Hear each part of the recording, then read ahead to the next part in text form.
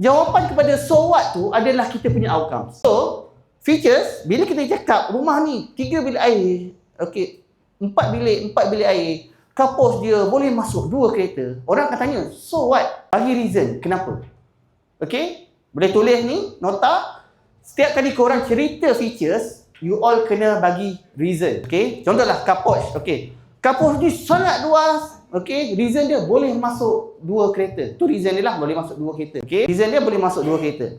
Tapi dia ada kekurangan satu. Dia akan ada lagi satu benda yang dia akan tanya. Kalau boleh masuk 2 kereta, so what? Kenapa pula kan? So dia tak cukup tau. So you all kena tambah. Kalau boleh masuk 2 kereta, tuan-puan dah tak payah dah parking kat luar bergaduh dengan mak Kia sebelah tu dah. Takkanlah tuan-tuan, puan-puan hari-hari nak bergaduh dengan mak Kia sebelah tu sebab terambil sikit je space. Space dia sikit je. Kan? Pokok bunga dia pun dah keluar masuk kita punya gate.